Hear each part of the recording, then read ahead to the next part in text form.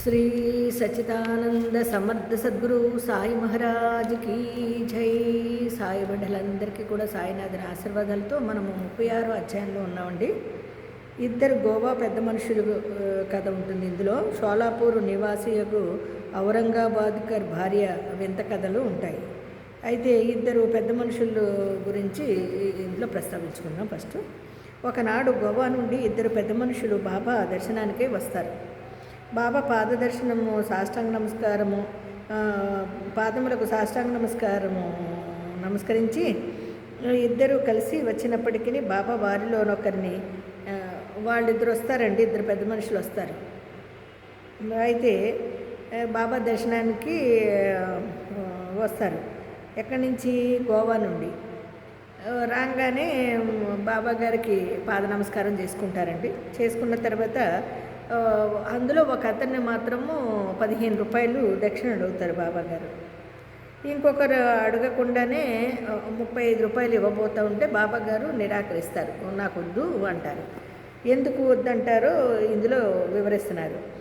ఆశ్చర్యం కలిగినట్లు బాబా నిరాకరించాను. అక్కడున్న శ్యామ బాబాని ఇట్లా అడిగాను.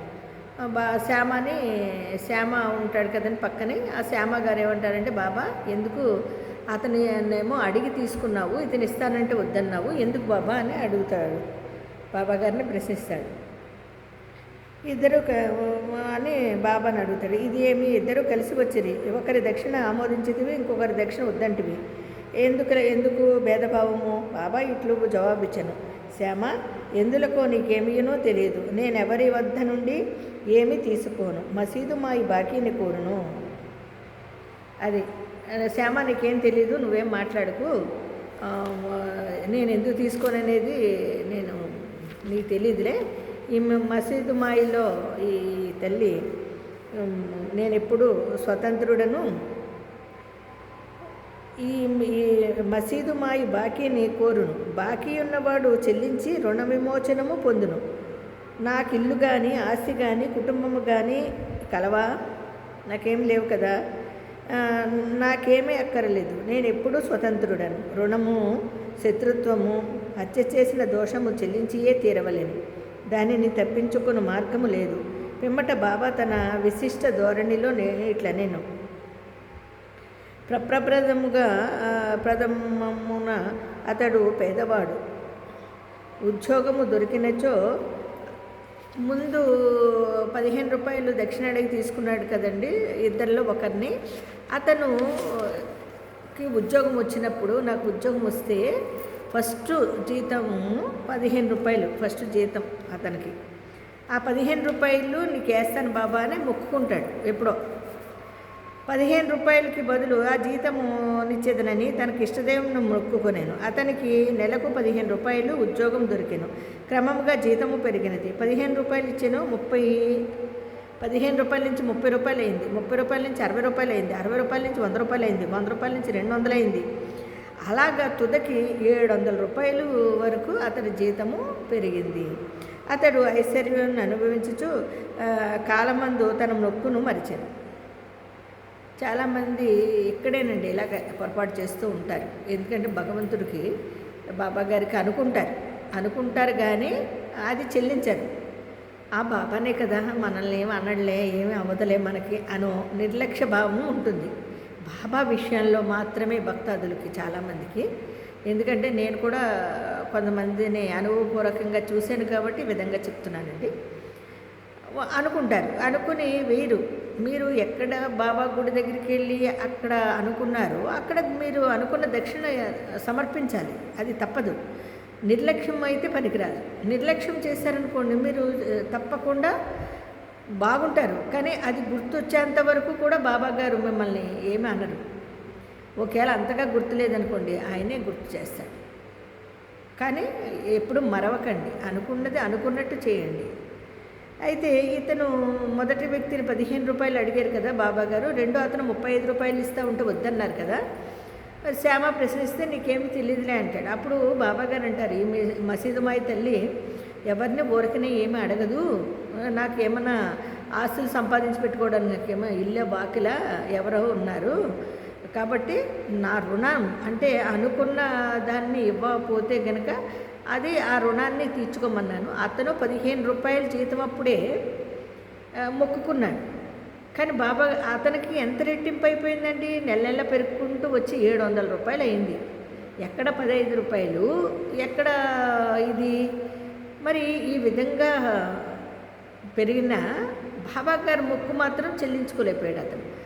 ఇన్నాళ్ళకి బాబా దగ్గరికి రావడము, బాబా గారు దక్షిణ రాగానే అతన్ని దక్షిణ అడగడం జరిగింది. ఆ దక్షిణ అతను ఇవ్వడము జరిగింది. అసలు జీతం అనుకున్నాడు కదా, ఫస్ట్ జీతము నేను ఇస్తాననుకున్నప్పుడు ఆ ఫస్ట్ జీతాన్ని తీసుకున్నారు బాబా గారు. 15 రూపాయలే మాత్రమే అతని దగ్గర నుంచి తీసుకున్నారు. అతనికి ఇప్పుడు 700 వస్తుంది. ఆ 700 అడగలేదుగా బాబా గారు. నువ్వు ఫస్ట్ ఏదైతే అనుకున్నావో దాన్ని మాత్రమే దక్షిణగా తీసుకున్నారనమాట. చూసారా, మనకి బాబా గారు 10 రెట్లు ఇస్తారే కానీ ఆయన మాత్రము మన దగ్గర నుంచి ఏ మాత్రము తీసుకోరు, ఇస్తూనే ఉంటారు. అదే అంటాడు బాబా, నా దగ్గర పెద్ద నిధి ఉందరా, అది పొందడానికి ఎవరూ ప్రయత్నించరు, కానీ అందరూ ఇవ్వు అని వారు మాత్రమే. నా దగ్గర ఏముందో అది పొందాలని మాత్రం ఎవరూ ప్రయత్నించరు అంటారు బాబా గారు. అది నిజం కదండి. ఎందుకంటే బాబా దగ్గర నుంచి ఎంతసేపటికి బాబా నాకు అది కావాలి, నాకు ఇది కావాలి అంటారే కానీ బాబా చెప్పిన విషయాన్ని మనము గ్రహిస్తే అసలు ఆయన ఏమన్నాడండి, నువ్వు నిరంతర భగవన్నామస్మరణతో ఉండు, నీ భారమంతా నా మీద పడవేయడు, నేను చూసుకుంటాను అంటాడు కదా. మనం అలా చెయ్యం. నాకు అది తక్కువైంది, నాది తక్కువైంది, నాకు అది కావాలి, నాకు ఇది కావాలి అని కోరుకుంటాం. లేకపోతే నువ్వు నాకు ఇది చేస్తే నేను ఇలా చేస్తాను, నీకు నాకు అలా చేస్తానంటారు. నిజానికి ఆ కోరిక తీరుతుంది, కానీ ఆ పని మాత్రం వాళ్ళు చేయరు. అది మర్చిపోకుండా ఆయన సద్గురువు అండి, సకల దేవతా స్వరూపుడు. అన్ని రూపాలు ఇమిడి ఉన్న రూపమే మన సాయినాథన్ రూపం. అందుకనే సద్గురు అన్నాం. మరి ఆ రూపానికి మరి ఆయన భగవత్ స్వరూపుడు కదా, ఆయన ఎందుకు అలా నిర్లక్ష్యం చేయాలి మనము? అందుకని ఆ విధంగా అతను వచ్చిన దాన్ని అనుకోకుండా రావడము, ఇక్కడికి అతను స్నేహితుడితో ఇద్దరు కలిసి రావడము. మరి బాబా గారికి చూడండి, ఎన్ని సంవత్సరాలు అయిపోయినా కూడా బాబా గారికి అంతేనండి. భగవంతుడికి మనం ఇవాళ అనుకుంటాం, ఎన్నో ఏళ్ళు గడిచిపోతూ ఉంటాయి, మనకి వయసు మీరిపోతూ ఉంటుంది. అయినా సరే అది మనకైతే గుర్తుండి కూడా చేయలేకపోతామో తెలియదు, కానీ భగవంతుడు దృష్టిలో మాత్రము మనం ఎప్పటికీ ఆయన మర్చిపోడు. ఇది ఒకటి ప్రతి ఒక్క సాయి బిడ్డ గుర్తుపెట్టుకోండి. భగవంతుడికి ఏదన్నా అనుకుంటే, ఏ రూపానికైనా సరే ఏదన్నా అనుకుంటే అది మొక్కు చెల్లించుకోండి. ఆ శ్రీనివాసుడికి కానివ్వండి, మన షిరిడీనాథుడికి కానివ్వండి, ఎవరికైనా కానివ్వండి, మీరు ఏ గుళ్ళోకి వెళ్ళి ఏ మొక్కు అయితే మొక్కుకున్నారో అక్కడే చెల్లించాలి. ఇది తప్పకుండా చేయాల్సిన పని. అలా 700 రూపాయల వరకు ఇచ్చిన అతడు ఐశ్వర్యం అనుభవించు కాలమందు తన మొక్కును మరిచెను. అతని కర్మఫలమే అతని నేర్చడకు ఈడ్చుకొచ్చింది. ఆ మొత్తమును 15 రూపాయలు నేను దక్షిణ రూపంగా అడిగితేనే. చూసారా, అతని కర్మఫలమే ఈ వేళకి మొక్కు చెల్లించుకోవడానికి బాబా గారు ఆయనకి ప్రేరణ కలిగించడము, ఆయన రావడము జరిగింది. ఈ విధంగా జరిగింది. ఇంకొక కథ చూద్దామండి. సముద్ర తీరమున తిరుగుచుండగా ఒక పెద్ద భవనం నందు వచ్చి దాని వసారాపై కూర్చుంటిని. యజమాని నన్ను బాగుగా ఆదరించి చక్కని భోజనము పెట్టెను.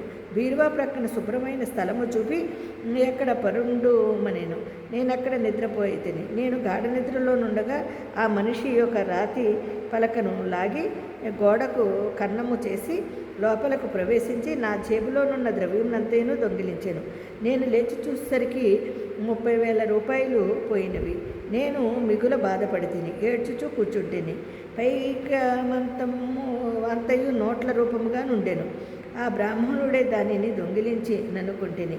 భోజనము నీరు రుచించి లేదు. వసారాపై ఒక పక్షము కాలము కూర్చుంటి నాకు కలిగిన నష్టమునకు ఏడ్చుకుంటేని. పిమ్మట ఒక ఫకీరు దారి వెంట పోవచ్చు నేను ఏడ్చుచుండగా చూచి ఎందులకు ఏడ్చుచుంటివని అడిగాను. నేను జరిగిన వృత్తాంతము చెప్పి తిని. వారిట్లనిరి, నేను చెప్పినట్లు చేసినట్లయితే నీ డబ్బు నీకు దొరుకును. ఒక ఫకీరు వద్ద వెళ్ళుము, వారి చిరునామా నీకు ఇచ్చేదను. వారి శరణు వేయడము, వారు నీ పైకము నీకు తిరిగి తెప్పించేదారు. ఈలోగా నీకు ప్రియమైన ఆహారం ఏదో దానిని ద్రవ్యమును దొరుకునంత వరకు విసర్జించుము. నేను ఫకీరు చెప్పినట్లు నడుచుకుంటుని. నా పైకము నాకు చిక్కినది. నేను వాడను విడిచి సముద్రపు ఒడ్డునకు పోయి తిని అక్కడొక స్టీమర్ ఉండెను. దానిలో జనులు ఎక్కువగా నుండుటచే లోపల ప్రవేశించలేకపోయి తిని ఒక మంచి నౌకరు నాకు తోడ్పడగా నేను లోపలకు పోయి తిని అది ఇంకొక ఒడ్డునకు తీసుకొని పోయినది. అక్కడ రైలు బండి నెక్కి ఈ మసీదుకు వచ్చి తిని. ఈ కథ పూర్తిగా కాగానే బాబా ఆ అతిథులను భోజనం కొరకు తీసుకుని పొమ్మనక శ్యామ ఇట్లు చేశాను. చూసారా, ఇందులోని ఇంకో నీతి కథ అనమాట. మనకి సముద్ర తీరం తిరుగుతుండగా ఒక పెద్ద భవనం వద్ద వచ్చి దాని వసారాపై కూర్చుంటుంది. అయితే యజమాని నన్ను బాగుగా ఆదరించి చక్కని భోజనము పెట్టారంట. ఇది ఒక కథ అండి. కథ ఆ కథలోని ఎంత నీతి ఉందో చూడండి. అయితే అతను శుభ్రమైన స్థలం చూపి అక్కడ పడుండమనేను. నేను అక్కడ నిద్రపోతుంది. నేను గాఢ నిద్రలో నుండగా ఆ మనిషి ఒక రాతి పలకను లాగి గోడకు కన్నము చేసి లోపల ప్రవేశించి నా జేబులోనున్న ద్రవ్యమంతా దొంగిలించాను. అతను జేబులో 30,000 రూపాయలు పెట్టుకుని పడుకున్నాడండి. పడుకుంటే ఒక దొంగ వచ్చి అతని జేబులోంచి తీయడానికి అతను గోడకి చేరబడి ఇలా పడుకోవడంతో ఆ జేబులో ఉండే ద్రవ్యాన్ని తీయడానికి అతను గోడకి కన్నం పెట్టి మరి ఆ జేబులో డబ్బులు లాగేస్తాడండి. చూడండి, ప్రవేశించి లాగేస్తాడు. అయిపోతాయి. బాధపడుతూ ఏడ్చుతూ కూర్చుంటాడు. పైకి మంతా అదంతా నోట్ల కట్టలే, ఏమి బంగారం కానీ ఏం కాదు, ఓన్లీ డబ్బులు నోట్ల కట్టలే. ఆ బ్రాహ్మణుడు దానిని దొంగలించాననుకున్నాను. ఎవరో అదే చెప్పాడు కదండి, ఇక్కడ ఒక బ్రాహ్మడు వచ్చాడు కదా, అతనే దొంగిలించుంటాడని అతను అనుకుంటాడు. భోజనము నీరు రుచించేది కాదు అతనికి. వసారాపై ఒక కాలం ఒక నెలంతా అలాగే కూర్చుని పాపం ఆ డబ్బులు పోయినది బాధపడుతుంటే ఒక పొడవంటి ఆయన, అంటే మన బాబా గారే ఓ ఫకీర్ లాగా వస్తూ ఆ దారంట వెళ్తూ నన్ను చూసి ఎందుకు ఏడ్చుచుంటివి అని అడుగుతాడండి. ఈయన్ని అడిగితే ఏముందండి, నా డబ్బులు ఇలా పోయినాయి అని చెప్తాడు. నా వారి చిరునామా నేను ఇచ్చేదను. ఒక ఆయన ఉన్నాడు ఒక చోట, పలానా చోట, నువ్వు అక్కడికి వెళ్ళావంటే వారిని శరణు వేయలేవంటే ఎక్కడికండి, ఇంకా షిరిడి సాయినాథులు గారే ఈ రూపంగా వచ్చి ఆయనకి సలహా ఇచ్చారు. నువ్వు పలానా షిరిడి వెళ్ళు, అక్కడ ఒక ఫకీర్ ఉంటారు, ఆ ఫకీర్ దగ్గరికి వెళితే నీ పోయిన డబ్బులు దొరుకుతాయి, నీకు మనశ్శాంతి ఉంటుంది అని చెప్తాడనమాట. ఆయన శరణు వేడుకోమంటారు. వారు నీ పైకము నీకు తిరిగి వచ్చాను, ఈలోగా నీకు ప్రియమైన ఆహారము అంటే నువ్వు పని చేయాలి. ఇప్పుడు చూడండి, బాబాగారు ఇదొకటి కూడా ఉంది సాయి భక్తులారా. ఎందుకంటే మీ అందరికీ కూడా నేను చెబుతున్నాను, ఇలా కూడా మనం చేసుకోవచ్చు. మనకి ఏదైనా ఒక కష్టం వచ్చినప్పుడు దాన్ని, ఆ ద్రవ్యాన్ని, అంటే మనం తినే ఆహార పదార్థం మనకి ఇష్టమై ఉంటుంది, చాలా ప్రీతికరమైంది ఏదో ఒకటి ఉంటుంది తినే ఆహారంలో. ఒక స్వీట్ కానివ్వండి, ఒక కూర కానివ్వండి, ఇంకోటి కానివ్వండి, దాన్ని నువ్వు నీ నగ అంటే నీ డబ్బులు దొరికేంత వరకు కూడా నువ్వు దాన్ని నువ్వు తినకు. నీకు ఇష్టమైన పదార్థాన్ని నువ్వు వదిలేసిన తర్వాత నీ డబ్బులు దొరికిన తర్వాత తింది, కానీ అంతవరకు నువ్వు దాన్ని తినకు అని చెప్తారండి. సరే, అక్కడ ఒక స్టీమర్ ఉండేను. అతను ఫకీర్ చెప్పినట్లుగానే నడుచుకుంటుంది. నా పైకం నాకు చిక్కినది. చూడండి, ఆయన అలా చెప్పారు, ఆయన పైకం దొరికింది.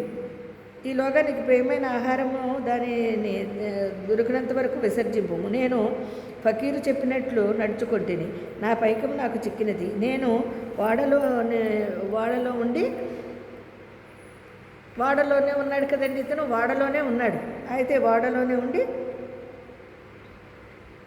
వాడను విడిచి సముద్రపు ఒడ్డునకు పోయితిని. ఇంకా అప్పుడు సముద్ర ఒడ్డుకి వెళ్ళిపోయాడు.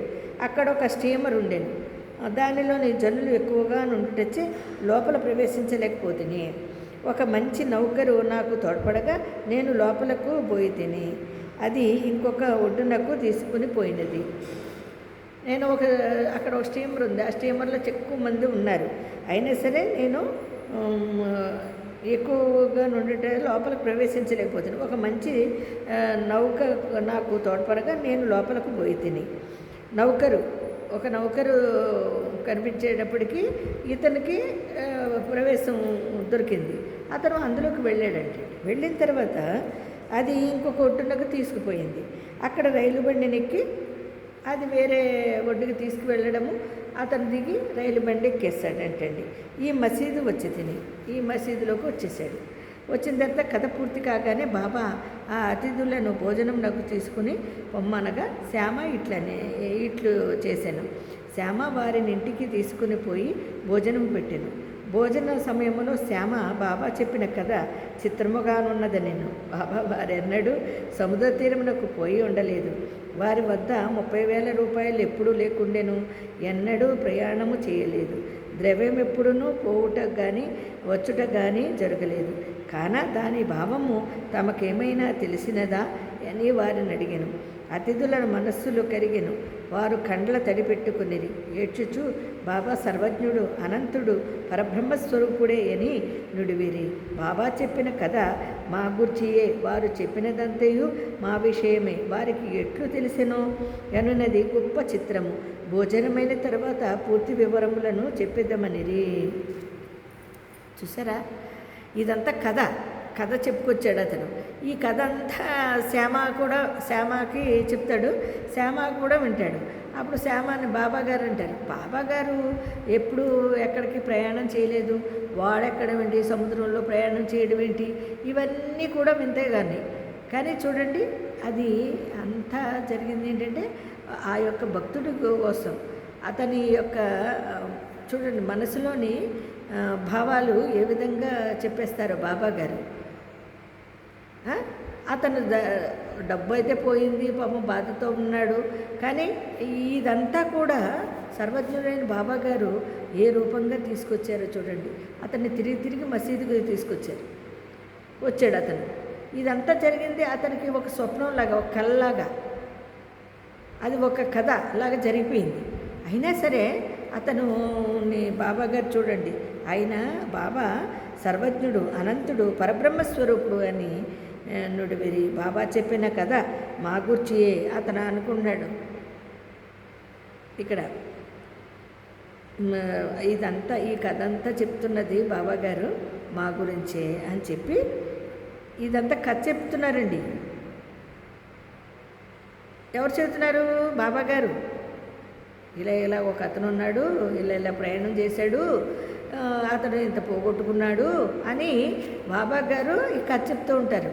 ఈ కథకి ఆ విన్నవాళ్ళు ఉన్నారు చూడండి, వాళ్ళు కంట తడి పెట్టుకుని ఆనందంతో బాబాగారి గురించి పరబ్రహ్మస్వరూపుడు, అనంతుడు, సర్వజ్ఞుడు అని చెప్పి, మరి అంతే కదండి, ఆయన సర్వజ్ఞుడే కదండి, పరబ్రహ్మస్వరూపుడే కదండి, అనంతుడు, ఈ లోకానంతటికీ అనంతుడు, పరబ్రహ్మస్వరూపుడు మన సద్గురు సాయినాథుల వారు. బాబా చెప్పిన కథ మా గూర్చియే అని, వారు చెప్పినదంతయు మా విషయమే, వారికి ఎట్లు తెలుసునో అన్నది గొప్ప చిత్రము. భోజనమైన తరువాత పూర్తి వివరములు చెప్పేదనమనిది. భోజనమైన పిమ్మట తాంబూలం వేసుకొనొచ్చు అతిథులు వారి కథలను చెప్పతొడంగిరి. అందులోనొకరు ఇట్లు చెప్పిరి. లోయలోనున్న యూరు మా స్వగ్రామము, లోయలోను అనే ఊర్లో మా స్వగ్రామము. జీవనోపాధికై నేను ఉద్యోగము సంపాదించి గోవా వెళ్ళి తిని, నాకు ఉద్యోగం లభించినచో నా మొదటి నెల జీతం నిచ్చెదనని దత్తదేవునికి మొక్కుకుంటుని. వారి దయవల్ల నాకు 15 రూపాయల ఉద్యోగం దొరికెను. నాకు క్రమముగా జీతము బాబా చెప్పిన ప్రకారముగా 700 రూపాయల వరకు ఇచ్చినది. నా మొక్కును నేను మరచి తిని దానిని బాబా ఈ విధముగా జిప్తి తెచ్చి నా వద్ద 15 రూపాయలు తీసుకునేది. అది దక్షిణ కాదు, అది పాత బాకి తీర్చుకొనగా మరచిన మొక్కును చెల్లించుట. అదే ముందు చెప్పుకున్నాను చూడండి, 15 రూపాయలు దక్షిణ అడిగాడు అతను చెప్తున్నాడండి. ఇది కూడా, ఈ కథ కూడా నా గురించే బాబాగారు ఈ విధంగా చెబుతున్నారు. నేనే మరిచి తిని, నాకు 700 ఇచ్చినా కూడా బాబాగారు ఇది తీర్చుకోలేకపోతుంది. ఇప్పుడు చివరికి సర్వజ్ఞుడైన బాబాగారికి నిజంగా ఎంత ఇది జ్ఞప్తికి తెచ్చి నా వద్ద నుంచి ఆ మొక్కుని చెల్లించుకునేలా చేశారు బాబాగారు అని చెప్పి అతను చెప్పడము. ఈ విధంగా మన సాయి బిడ్డల్లోనే కాదండి, ఇతర వాళ్ళలో కూడా ఇలాంటి భావాలు ఉంటాయి.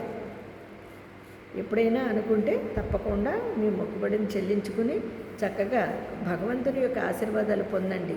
ఆ పరబ్రహ్మస్వరూపుడైన మన సద్గురు సాయినాథుల వారి ఆశీర్వాదాలు ఎల్లవేళలా ఎల్లక్షణము మీకు అందుతాయి. మనము ఈ రీతిగా ఉండాలండి. అంతేగాని మనము అలాగే రేపు నీతి కథని తెలుసుకుందాం, ఇంకో నీతి కథ. మరి అంతవరకు 36వ అధ్యాయంలో మళ్ళీ రేపు కలుసుకుందామండి. సాయిరా.